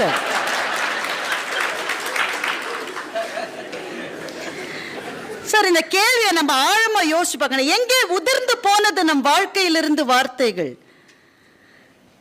யாராவது ஒரு ஆண், 40 வயசை தாண்டிய ஒரு ஆண், 45 வயசை தாண்டிய ஒரு ஆண் ஒரு போன் எடுத்து அப்புறமா பேசுற வெய் அப்படின்னா அந்த போனை பண்ணது அவருடைய மனைவின். சத்தியமா நான் சொல்லுவேன், 100% நான் சொல்லுவேன். அந்த அம்மாவும் அப்படித்தான். அவர் வரும்போது சீரியல் அப்படி பார்த்துட்டு இருக்கு. தோசை சுடவ, நான் சாப்பிட்டுட்டேன். சரி சார், அதோட முடிஞ்சிச்சு சார். அதோட அந்த நாள் முடிந்து விட்டது. எவ்வளோ வார்த்தை பேசினாங்க? தோசை சுடவா, சரி, 2 வார்த்தை. இவங்க தான் கல்யாணம் ஆன புதுல அந்த அம்மா சொல்லுது, நான் கத்திரிப்பு கலர் சுடிதார் போட்டுட்டு கன்னியாகுமரிக்கு எக்ஸ்கர்ஷன் போனேன்னு தெரியுமா, எங்க டீச்சர் எல்லாம் வந்திருந்தாங்க. 32வது தடவை சொல்லுது. முதல் தடவை கேட்குற மாதிரி, அப்படியா நீ சுடிதார் போட்டியா? ஏன்னா கல்யாணம் 3 மாசம் தான் இருக்கு சார். வார்த்தைகளை விட்டுறக்கூடாது சார். நமக்குள்ள கம்பேட்டபிலிட்டி இருக்காது. ஏன் இருக்கணும்? கணவனும் மனைவி ஒன்றே போல, ஒரே ரசனை. இவரும் இன்கம் டேக்ஸ்ல புலி, அந்த அம்மாவும் இன்கம் டேக்ஸ்ல புலி. இவரும் நெகோசியேஷன் ரொம்ப நல்லா பண்ணும், அந்த அம்மாவும் நெகோசியேஷன் நல்லா பண்ணும். இவரும் பெரிய பதவி இருக்கு, அந்த அம்மா. வாழ்க்கை புளிப்பா இருக்கும் சார், புளிப்பா இருக்கும். ஏன் 2 சங்கீத மேதைகள் கல்யாணம் பண்ணிக்கிட்டா அந்த மேரேஜ் ஏன் ஃபெயிலியர் ஆகுது? யோசிச்சு பாருங்க. சக்சஸ்ஃபுல்லா இருக்காது அது. ஏன்னா என்னதான் அந்த அம்மா நல்லா பண்ணல, அந்த இடத்துல உனக்கு ஸ்ருதி இல்லைன்னு அவர் சொல்லிடுவார். வாழ்க்கையில ஸ்ருதி போயிடும். கம்பேட்டபிலிட்டி இருக்கணும் சார், ஆனா சிமிலாரிட்டி இருக்கணும்னு அவசியம் இல்லை. அவங்க எப்படி இருந்துட்டு போட்டுமே, அவங்க உலகம் சமையலறையாவே இருக்கட்டுமே. உங்களுக்கு நாளைக்கு ஒன்று என்றால் துடிக்க போகிற ஒரே உயிர் அந்த உயிர், ஒரே உயிர். அதுக்கு புரியாட்டாலும் பரவாயில்ல, பேசுங்கன்றான. பேசுங்க, ஜிஎஸ்டி பிரச்சனை எல்லாம் பேசுங்க, அதுக்கு ஒன்றும் புரியாது. பரவாயில்ல பரவாயில்ல, நல்லா இருக்கும். இப்போ ஆஃபீஸில் ஒர்க் பண்ணுறவங்களுக்குலாம் தெரியும், பெர்ஃபார்மன்ஸ் அப்ரைசல் ஒன்று எங்களுக்கு பண்ணுவாங்க. அந்த நாள் என்ன நாள்னாக்கா நாங்கள் போய் எங்கள் மேனேஜர்கிட்ட சொல்லுவோம், நான் தான் இந்திரன், நான் தான் சந்திரன், நான் அத்தை பண்ணேன், நான் இதை பண்ணேன், நான் அதை செஞ்சேன், நான் இதை செஞ்சேன். உடனே மேனேஜர் சொல்லுவார், நீ பிடிங்கின எல்லா அணியும் தேவையில்லாத அணி. அதுதான் பெர்ஃபார்மன்ஸ் அப்ரைசல். ஒரு ஆளுக்கு இந்த மாதிரி அவன் நொந்த நூடுல்ஸாக வீட்டுக்கு வர வச்சுக்கோங்களேன், சுழிச்சிட்டான் தெரியுமா பெர்ஃபார்மன்ஸ் அப்ரைசலில். அப்படின்னா மனைவி வந்து இதுவே உங்களுக்கு ஜாஸ்தி, எப்படித்தான் உங்களுக்கு இதை போட்டானே, இதை விட கம்மியான ரேட்டிங் தான் உங்களுக்கு ஆக்சுவலாக வந்திருக்கணும், அதான் உண்மை. ஆனால் அப்படி மனைவி சொன்னால் எப்படி இருக்கும்? அதுக்கு பதிலாக நாசமாக போகிறோம், உங்களுக்கா ரேட்டிங்கை குறைச்சிட்டான், அவன் வழங்காமல் போவான், அவனை மாரியா வந்து பிடுங்க, இப்படி ஏதாவது சொன்னால் போய் தான் சார், போய் தான், இது உண்மையா? அது அவர் கூட தான் சொல்லியிருக்காரு, நீ தான் திலோத்தம ரம்ப மாதிரி இருக்கார், அது மட்டும் உண்மையா? அதுவும் பொய் தான் சார். இது பொய்கள் இல்லை சார். வாழ்க்கையில் அந்த மூட்டுக்கு நடுவில் 2 மூட்டு ஒன்றோடு ஒன்று தேயாமல் இருக்க நடுவில் ஒரு ஜெல்ல வச்சானே கடவுள், அது போல வார்த்தைகள் வாழ்க்கைக்கு தேவை. வார்த்தைகள் இருந்துகிட்டே இருக்கணும். இதெல்லாம் அட்வைஸ் பண்ணாதீங்க. ஒரு ஆள் என்கிட்ட சொன்னார், இன்னொரு இடத்துல இதை பேசினேன், அந்த ஆள் சொன்னேன், இதெல்லாம் அட்வைஸ் பண்ணாதீங்க. பேச ஆரம்பிச்சா சண்டை எங்கள் வீட்டில். யார் நீங்களா வந்து தீர்த்து வைப்பீங்க? வாயை திறந்த சண்டை. சண்டை வந்தால் நல்லதுன்னு நான் அவர்கிட்ட சொன்னேன். சார், இந்த ஆளோட சண்டை போட்டு பிரயோஜனம் இல்லைன்ற நிலைமைக்கு போயிட்டா அதோட முடிஞ்சது கதை. சண்டை இருக்கிற மட்டும் there is still hope. இப்போ பாகிஸ்தானோட பேச்சுவார்த்தை நடக்குது, எதுவுமே ஒத்துக்கல, அவங்களும் ஒத்துக்கல, நாம ஒத்துக்கல. அடுத்த பேச்சுவார்த்தைக்கு தேதி குறிப்பிட்டாலே அந்த பேச்சுவார்த்தை வெற்றி. அது தெரியுமா உங்களுக்கு? அடுத்த பேச்சுவார்த்தைக்கு தேதி கூட குறிப்பிடாமல் அவங்க டிஸ்பர்ஸ் ஆயிட்டாங்கன்னாக்கா பேச்சுவார்த்தை தோல்வி. நீங்க ஹெட்லைன்ஸ் பாக்குறீங்களா, பேச்சுவார்த்தை வெற்றி அடைந்தது. என்ன வெற்றின்னு யோசிச்சு பாருங்க, அடுத்த பேச்சுவார்த்தைக்கு நாள் குறிச்சிருப்பாங்க, அவ்வளவுதான் வெற்றி. ஆனா as long as you keep the road open for dialogue, it is still a success. சண்டை வந்தா பரவாயில்ல, பேசிட்டு இருக்கீங்க இல்ல, சண்டை வந்தா ஒரு சமாதானம் வரத்தானே வரும். அப்போ அந்த பேச்சு என்பது முக்கியம். வீட்டில் மாத்திரம் இல்லை, பிள்ளைகளோட எல்லாம் பேச முடியாது, ஏன்னா அதுங்க எப்போ என்னத்தையோ பார்த்துக்கிட்டே இருக்கு. ஓடிடு சார், நான் சொல்லலடா, கதறினேன், சொல்லலை. ஒரு ரொம்ப நேரம் பேசியிருக்காரு, 5 நிமிஷம் கழிச்சு தான் காதுலேருந்து எடுத்திருக்கான். பேச்சுவார்த்தைகளே இல்லை பார்த்தீங்களா? ஒரு வீட்டில் அம்மா, அப்பா, பையன், பொண்ணு 4 பேர் உட்காந்து பேசிட்டு இருக்காங்க. ஆனால் ஒருத்தரோட ஒருத்தர் இல்லை, அவங்க ஃபோனில் யாரோடய பேசிட்டு இருக்காங்க. இது நடக்காத வீடுகளை நீங்கள் பார்த்து. ஹோட்டலுக்கு சாப்பிட போகிறோம் சார், சாதாரண ஹோட்டல் இல்லை, பணம் செலவழிச்சு போகிறோம். இந்த உள்ள போய் அந்த மெனு கார்டை பார்த்தோன்னே அந்த அம்மாவுக்கு இதே அதிர்ச்சி வருது. ஏண்டா சூப்பா 700 ரூபாய் போட்டிருக்கான், நீ வாயை திறக்காம வான்னு அப்பவே சொன்னேன் உனக்கு. நீ எப்படி 2 இட்லி தானே தின்ன போற, சூப் 700 ரூபாய் இருந்தால் உனக்கு என்ன, பேசாமல் இருன்றோம். அவன் ஏதோ ஒன்று ஆர்டர் பண்ணுற, கொசன்னு ஒன்று வருது, அது அவனாலேயே சாப்பிட முடியல. அதுக்கு என்ன பேருன்னு நமக்கு சொல்லவே வரல, கயான் ஏதோ ஒன்று இருக்கு. அது 2 ஸ்பூன் சாப்பிட்டுட்டு இட்ஸ் நாட் குட் ஓகே அப்படின்றான். 2000 ரூபாய் கட்டிட்டு வெளில வர்றாரு. அந்த டேபிளில் 4 பேர் உட்காந்துருக்காங்க சார். அநேகமாக அந்த அம்மா ஃபோன் பார்க்காது, அம்மாக்களும் இப்போ பார்க்க ஆரம்பிச்சிருக்காங்க, இந்த நல்ல விஷயம் அது. அந்த அம்மா யாரோடையோ அதுக்குள்ளே ஒரு ஃபோட்டோவை எடுத்து அட் த ரெஸ்டாரண்ட் அப்படின்னு ஃபேஸ்புக்கில் ஸ்டேட்டஸ் போட்டது. நீ ரெஸ்டாரண்ட்டுக்கு வந்து கழுத ஒருத்தரோட ஒருத்தர் பேசினியா நீ? அந்த பையன் ஃபோன்லேயே இருக்கான். அந்த பொண்ணு நிமிந்து இன்னும் பார்க்கல, இனிமேல் தான் அது நிமிர போகுது. அப்பா யாரோடைய சத்தமாக ஃபோனில் பேசிட்டு இருக்காரு. சார் என்னைக்கு ஜிஎஸ்டி வந்ததோ சார் அன்னையோட போச்சு சார்னு பேசிட்டு இருக்காரு ரெஸ்டாரண்ட்டில். அவர் சாப்பிட்டதுக்கும் ஜிஎஸ்டி இருக்கு, அது வேற விஷயம். ஒருத்தரோட ஒருத்தர் பேசினோம்மா இல்லையே, வார்த்தைகளே அவ்வளோ குறைவாக போச்சு சார். வானவில் தேநீர் என்பது ஒரு உருவகம்னு நான் சொன்னேன். ஆனால் அந்த வானவிலை எவ்வளவு நேரம் தனியாக உங்களால் பார்த்து விட முடியும்? கூட மனசுக்கு பிடித்த ஒரு உறவு அல்லது ஒரு நட்பு இல்லாமல் இயற்கையை கூட ரசிக்க முடியாது என்கிற போது அதுதான் தேவை. அதிகமாக நேரம் இல்லை. என்ன பிரச்சனை? சில சமயம் நம்ம சண்டை போட்டுக்கிட்டே இருக்கோம். நான் இதை நான் ரொம்ப ஜாகிரதையாக கேர்ஃபுல்லாக சொல்கிறேன். என்னன்னா, தமிழ் சமூகத்தில் இன்றைக்கு வெல்த் கிரியேட்டர்ஸ்க்கு மரியாதை இல்லைன்னு நான் சொன்னேன். I stand by that statement. தொழில் செய்பவர்கள், தொழில் செய்ய முயற்சிக்கிறவர்கள், தொழிலிலே ஓரளவு தோல்வி அடைந்து விட்டாலும் எழுந்து நிற்பதற்காக உயிரை ஆவியை சொரிந்து அந்த தொழிலை எப்படியோ செஞ்சோம். ஐயோ, என்னை நம்பி 40 ஒர்க்கர்ஸ் இருக்காங்கன்னு எவ்வளவு முதலாளிகள் கண்ணீர் வடிக்கிறார். அவனுடைய முதல் கண்ணீர் ஐயோ என்னோட தொழில் போச்சுன்றது. ஐயோ 40 பேருக்கு சோறு போட முடியலன்னு அழறா சார். அவன் ஐயோ போச்சேன்றான். தொழில் முனைவர்கள் இவர்களுக்கான ஒரு அனுதாபம் கிடையாது, ஒரு அக்கறை கிடையாது, ஒரு பாலிசி கிடையாது. சார் சரி, நான் யாரையும் குறிப்பிட விரும்பல சார். காமராஜர் இங்கே சீஃப் மினிஸ்டராக இருந்தார். இங்கே பாய்லர் பிளான்ட்டை இந்தியாவில் எங்கேயாவது கட்டணும்னு பேச்சு வருது. நிஜலிங்கப்பா சொல்றாரு, ஆந்திரால நான் இடம் ரெடி, இப்ப வாங்க கட்டிடலாம் நாளைக்குன்றார் நிஜலிங்கப்பா. காமராஜர் அதை தமிழ்நாட்டுக்கு கொண்டு வரணும்னு சொன்னார். அந்த டீம் வந்தது, தமிழ்நாடு முழுக்க சுத்தி பார்த்தாங்க. Boiler plant has its own requirements. Boiler பிளான்ட்னா என்னன்னு உங்களுக்கு தெரியும். மகத்தான, நம்ம வீட்டில் வெந்நீர் போடுற பாய்லர் இல்லை, பெருசு. அதை கட்டுவதற்கு சில ரிக்குவயர்மெண்ட்ஸ், கிளைமேட் இருக்கணும், பக்கத்தில் ஆறு இருக்கணும், நிறைய ரிக்குவயர்மெண்ட்ஸ் இருக்கு. இப்படி ஒரு இடம் தமிழ்நாட்டிலேயே இல்லைன்னு யார் சொன்னது? எக்ஸ்பர்ட்ஸ் கமிட்டி, துறை வல்லுநர்கள் தமிழ்நாடு முழுக்க பார்த்து விட்டு ஒரு இடம் கூட இல்லை தமிழ்நாட்டில் ரிப்போர்ட் சப்மிட் பண்ணிருக்காங்க. காமராஜர் அவர்கள் மறந்துடாதீங்க, அவர் படித்தவர் இல்லை, அவர் என்ஜினியர் கிடையாது, அவர் டெக்னாலஜிஸ்ட் கிடையாது, அவர் தொழிலதிபர் கிடையாது, அவர் சார்ட்டர்ட் அக்கௌண்டன்ட் கிடையாது, அவர் எதுவும் கிடையாது. அவர் சொல்ற திருவெரும்பூர்ல போய் பாருங்க, நீங்க கேட்ட எல்லாம் இருக்கு. அவன் போய் பார்த்தா ஆமா எல்லாமே இருக்கு. அதனால தான் இன்றைக்கு திருவெரும்பூரில் இருக்கிற பாய்லர் பிளான்ட் காமராஜர் நமக்கு கொண்டு வந்தார்.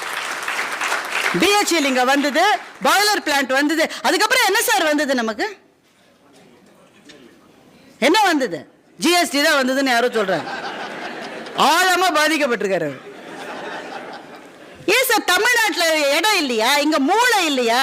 உழைப்பு இல்லையா? ஏன் வர வேண்டிய அளவு இங்க இண்டஸ்ட்ரீஸ் வரல என்றால் அந்த சொசைட்டி அது முக்கியம் கிடையாது. உனக்கு வேற எதோ முக்கியமா இருக்கு. இப்ப முக்கியம் என்னன்னா, இருக்கிற அத்தனை பேரையும் தூண்டி விட்டு எல்லாத்துக்கும் நீ போராடு. அவர் இன்னும் வாயே திறக்கல, இப்பதான் வாயை திறக்கிறாரு. இதை நான் வன்மையாக கண்டிக்கிறேன்னு ஒரு ஆள் டிவியில சொல்றோம். இன்னும் பேசவே இல்லடா அவரு. ஏன்னா என்ன நல்லா கவனிங்க, பேசுகிறவர் என்ன சொல்கிறார் என்பது இங்கு முக்கியமே கிடையாது. சொல்பவர் யார் என்பது ஒன்று மாத்திரம்தான் முக்கியம்.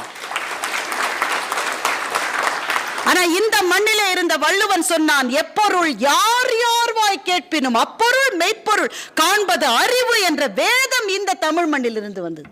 நீ பேசவே விடுறது இல்லையா? அதனால வாய திறக்கிறதுக்கு முன்னாடி இதை வன்மையாக மறுக்கிறேன். இதை உடனே புரட்சி வெடிக்கும். எவ்வளவு புரட்சியா வெடிக்கும் தமிழ்நாட்டில் சார். நான் உண்மையா சொல்றேன், நடந்ததை சொல்றேன். மெரினால போராட்டம் செஞ்சாங்க நம்ம இளைஞர்கள். எனக்கு ரொம்ப சந்தோஷம். எனக்கு நம்ம இளைஞர்கள் போய் ஜல்லிக்கட்டுக்காக போராட்டம் நடத்தினார்கள். அப்புறம் அடி வாங்கினாங்க, அதெல்லாம் உங்களுக்கு தெரியும். ஜல்லிக்கட்டை திரும்ப கொண்டு வந்தார்கள். வெற்றி, சந்தோஷம், மகிழ்ச்சி.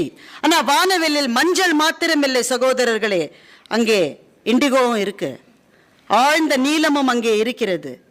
அந்த இண்டிகோ என்னன்னாக்க, அதற்கு பிறகு தமிழ்நாட்டில் எந்த சாஃப்ட்வேர் கம்பெனியினுடைய எக்ஸ்பான்ஷன் பண்ணனாலும் those guys actually fought for bulls, so I don't know when they will fight again. Can we do it in Andhra என்று சொன்னார்களா இல்லையா சார்? கியா மோட்டார்ஸ் ஏன் சார் ஆந்திராவுக்கு போச்சு?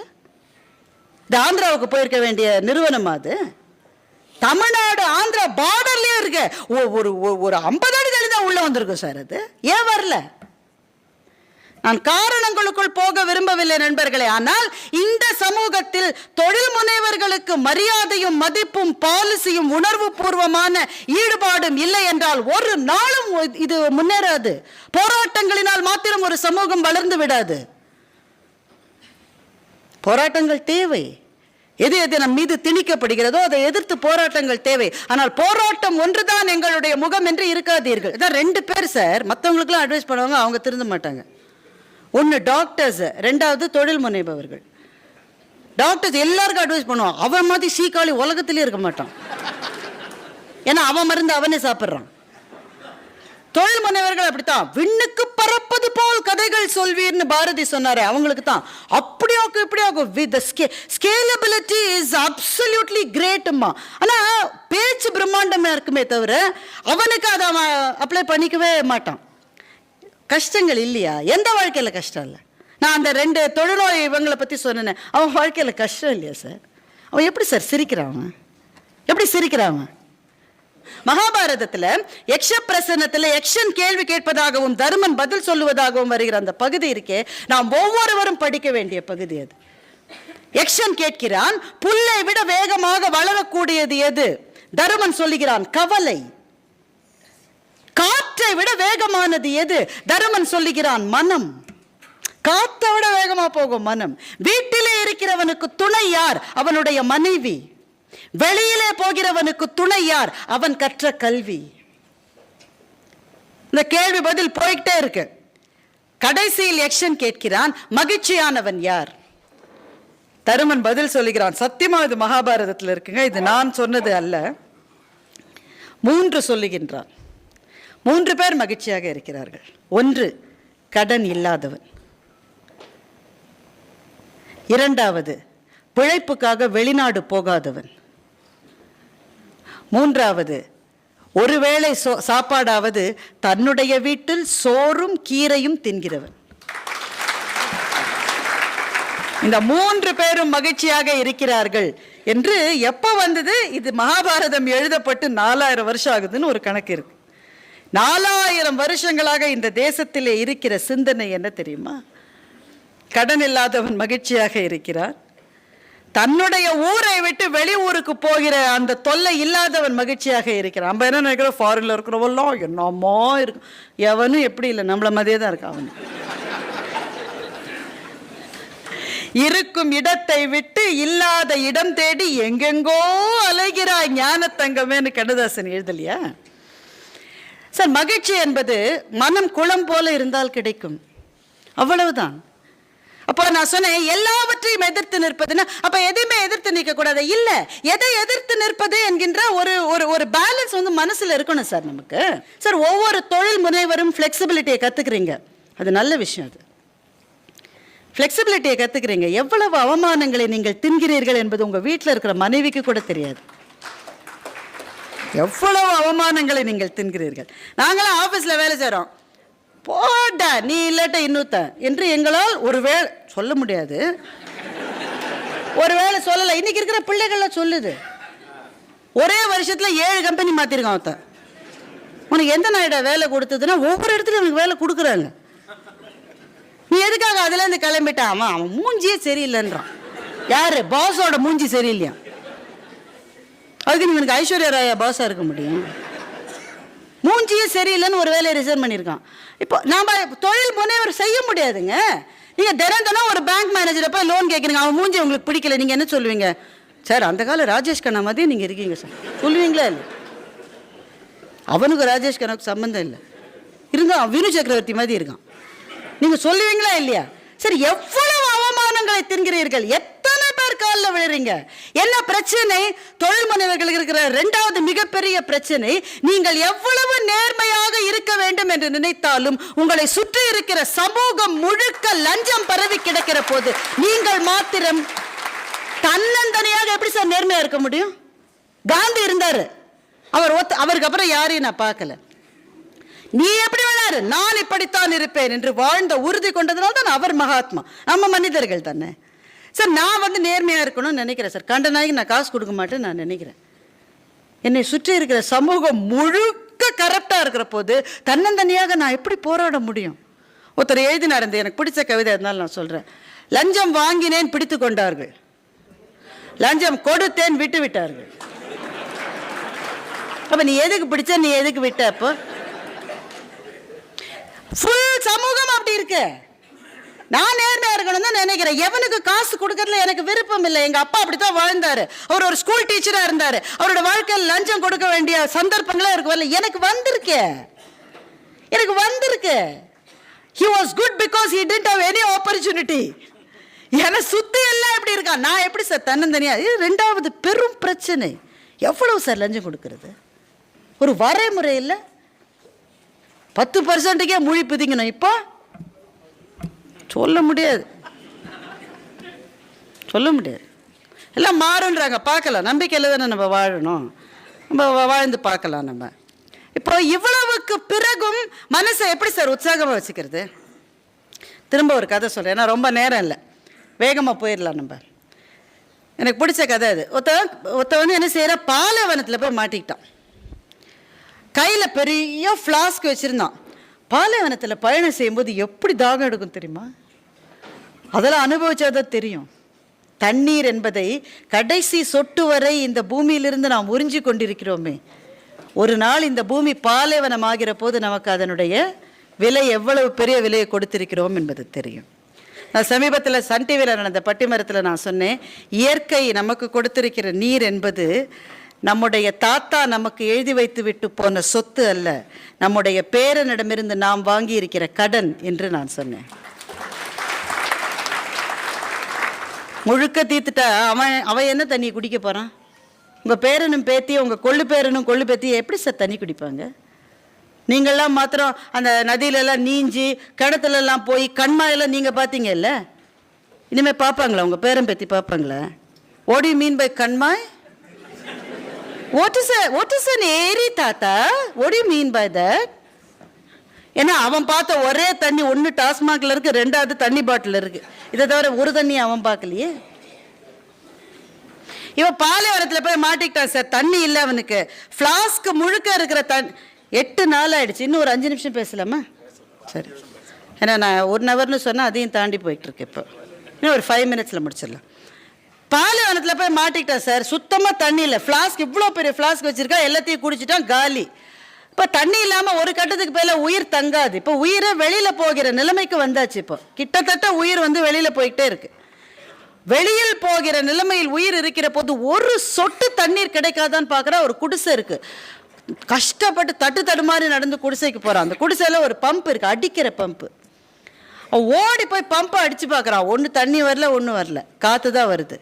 ஐயோ இதுலேயும் ஒன்றுமே இல்லையே, இப்போ உயிரை போக வேண்டியதானான்னு பார்க்குறப்போ அங்கே ஒரு பாட்டில் இருக்குது, சின்ன பாட்டில். அதில் பாதி தண்ணி இருக்குது. இந்த தண்ணியை குடிக்கணும்னு ஓடி போகிறான். அது கீழே ஒரு நோட் எழுதி வச்சுருக்கு, இந்த தண்ணியை இந்த குழாவில் விட்டு அடிச்சிங்கன்னா நிறைய தண்ணி வரும் அப்படின்னு எழுதியிருக்கு. இப்போ நீங்கள் அங்கே இருந்தால் என்ன செஞ்சுருப்பீங்க? போடா, குழாயில் தண்ணி வரும்னு எவனுக்கு தெரியும்? இன்னும் நோட் வச்சுருக்கான், அக்ரிமெண்ட்டே வச்சுக்கிட்டு அவன் சொன்ன பேச்சை கேட்க மாட்டான். இருக்கிற தண்ணியை குடிச்சுப்பேன், பார்த்துக்கலாம், அப்புறம் தண்ணி கிடைச்சா கிடைக்கட்டும், அப்படி நினைக்கலாம். இல்லை சரி ட்ரை பண்ணி தான் பார்க்கலாமே. அவன் தொழிலதிபராக இருந்தால் 2வது சாய்ஸ் எடுப்பான், ட்ரை பண்ணி தான் பார்க்கலாமே. வாழ்க்கை 2 விரல்களை உங்கள் முன்னால் நீட்டுகிறது. இதுவா அதுவா? இதை செய்ய போகிறீங்களா, அதை செய்ய போகிறீங்களா? 2 விரல்கள். எந்த முடிவை எடுப்பது? எந்த முடிவை எடுப்பது? எந்த முடிவு சரியான முடிவு என்று நான் சொல்ல போவதில்லை. அது அவரவர்கள் எடுக்க வேண்டிய முடிவு. ஆனால் எப்படி முடிவை எடுப்பது? இன்றைக்கு நிறுவனங்கள் முழுக்க டேட்டாவை வச்சுட்டு முடிவுகளை எடுக்கிறார்கள். இன்றைக்கு சிறு தொழில் முனைவோர்களினுடைய ஆகப்பெரிய பிரச்சனையை நீங்க சந்திக்கல. நீங்க இப்ப சந்திச்சதெல்லாம் பெரிய பிரச்சனை நீங்க நினைச்சிட்டு இருக்கீங்க. இன்னும் நீங்க பிரச்சனைகளை சந்திக்கவே ஆரம்பிக்கவில்லை, இனிமேல் தான் இருக்கிறது. அங்கே இருந்து வரப்போகிறது. அமெரிக்காவிலே இருக்கிற அசுர சுறா மீன்கள் அத்தனை சின்ன மீன்களையும் விழுங்கி கொண்டே இருக்கின்றன. Google doesn't have any organic growth. ஆர்கானிக் growthனா அவங்க செய்வதில் அவங்களே வளருவது ஆர்கானிக் growth. எப்படி இவ்வளோ பெரிய கம்பெனியாக வளர்ந்துருக்காங்க? 500 கம்பெனி அவன் சுவாகா பண்ணியிருக்கான். 500 கம்பெனி அவன் எடுத்துட்டு இருக்கான். சிறு சிறு மீன்களை திமிங்கலங்கள் விழுங்கி கொண்டே இருக்கிற கடலை இன்னும் நீங்கள் சந்திக்கவில்லை, இனிமேல் சந்திப்பீர்கள். அத்தனை நிறுவனங்களும் டேட்டாவை வச்சுக்கிட்டு முடிவெடுக்கிறாங்க. எப்படி மாறி போச்சு பாருங்க. இன்னைக்கு மிக அதிகமாக டிரான்ஸ்போர்ட் செக்டர்ல லாபம் ஈட்டுகிற கம்பெனிகளுக்கு சொந்தமாக ஒரு கார் கூட கிடையாது. ஓலாவுக்கும் ஊபருக்கும் அவங்களுக்கு சொந்தமா ஒரு கார் கூட கிடையாது.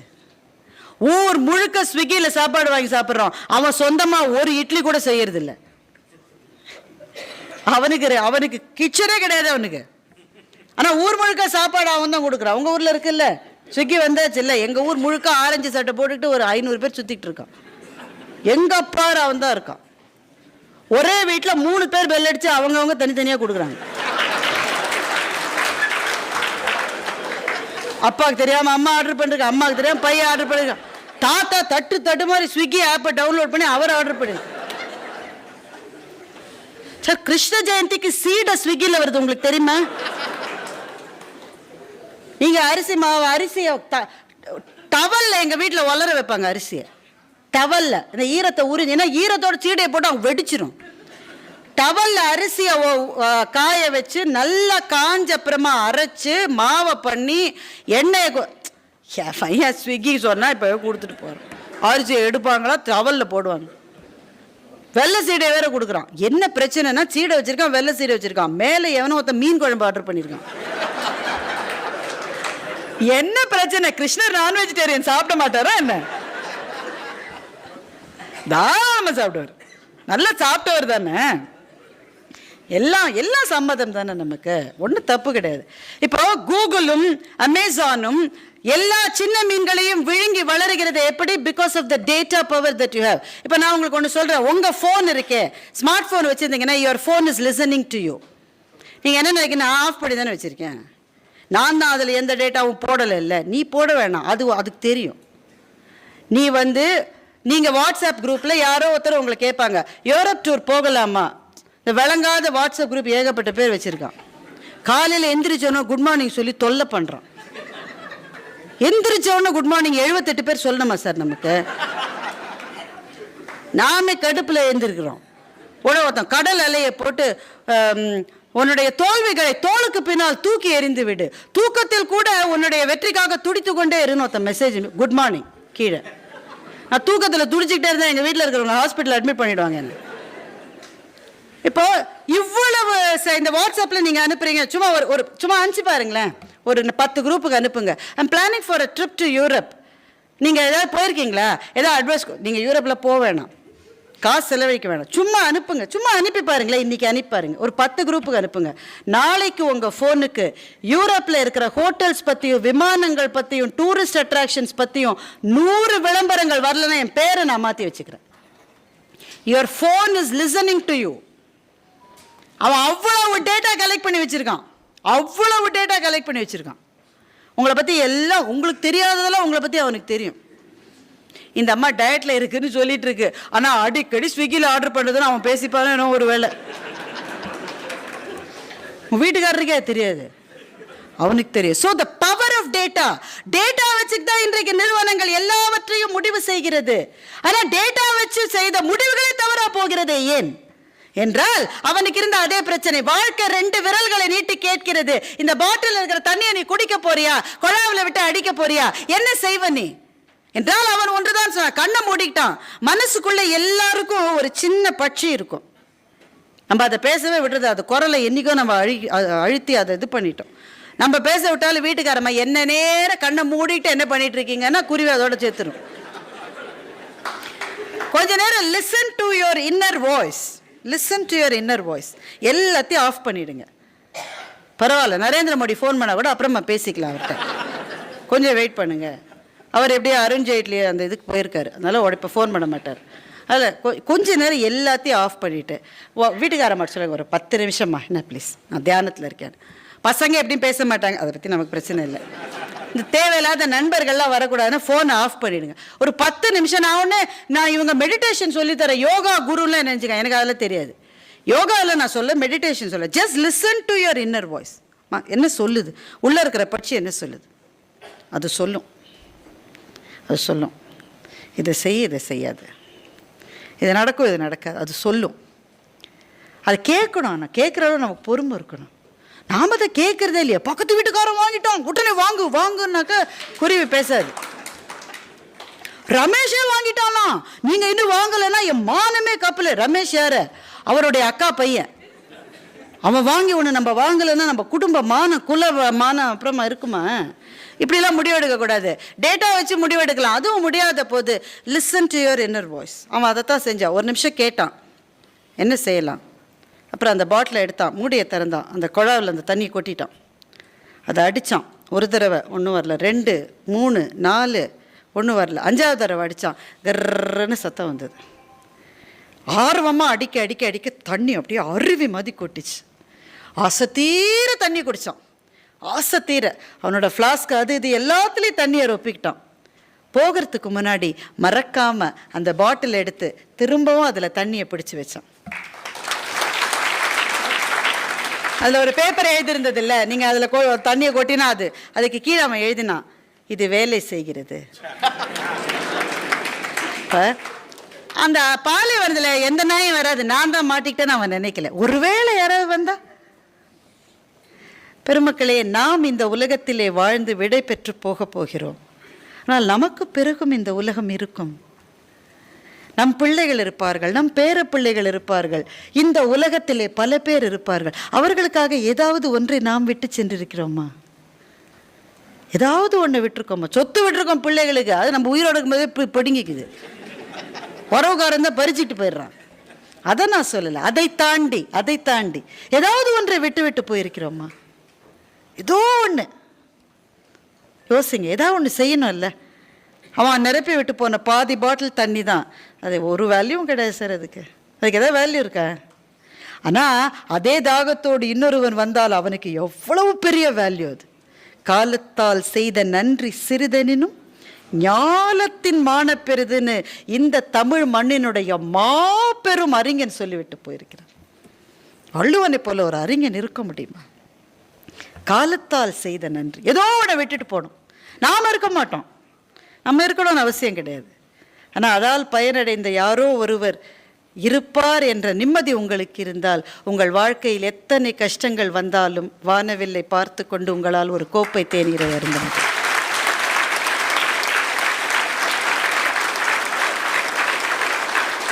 வாழ்க்கை மகத்தானது நண்பர்களே, வாழ்க்கை மகத்தானது, பிரம்மாண்டமானது.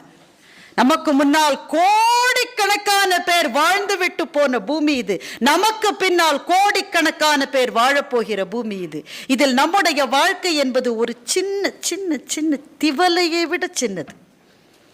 திவலையை விட சின்னது. வெறும் 80 வருஷம் 90 வருஷம் வாழப்போகிறோம் சார். திருச்சிராப்பள்ளிக்கு போயிருக்கீங்களா? அங்கே மலைக்கோட்டைக்கு போயிருக்கீங்களா? அந்த பாறை இருக்கே, மலைக்கோட்டை ஒரு பாறை மேலே, அந்த பாறைக்கு எவ்வளோ வயசு தெரியுமா? அந்த பாறையை பார்த்தா எனக்கு ஒரு பாட்டியை பார்க்குற மாதிரி இருக்கும். அந்த பாட்டிக்கு எவ்வளோ வயசுன்னு உங்களுக்கு தெரியுமா? 235 கோடி வருஷமாக அந்த பாறை அங்கே இருக்கு. It is the oldest rock structure in the world, or one of the oldest rock structures in the world. 235 கோடி ஆண்டா அது இருக்கு. அது நம்மளை பார்த்தா என்ன நினைக்கிறோம்? வரான் போகிறான். அது என்ன நினைக்கும்? இந்த வாமா மின்னல் ஓடுற மாதிரி தான் நம்ம வாழ்க்கை. பாறையுடைய பார்வையில் பார்க்குற போது வரோம், மின்னல் மாதிரி போயிடும். அந்த வாழ்க்கைக்குள்ளே எதற்கு இவ்வளவு தற்கொலை, எதற்கு இவ்வளவு டிப்ரெஷன்? பேங்க் மேனேஜர் வந்துட்டாரு, ஜிஎஸ்டி கேட்குறாரு, டேக்ஸை கட்ட முடியல, என்னுடைய டேக் ஆஃப் ஆகல, டிமாண்ட் இல்லை, எல்லாம் இருக்கும் சார். வானவெல்ல நிச்சயமாக இண்டிகோ இருக்குது. ஆனால் பின்னாடியே ஒரு ஆரஞ்சு வருது, பின்னாடியே ஒரு க்ரீன் இருக்குது. நம் மகிழ்ச்சியை தருகிற, நம் சந்தோஷத்தை சொல்லுகிற ஒரு மஞ்சள் இருக்கிறது. வாழ்க்கை வானவில்லை போல எல்லாம் கலந்தது.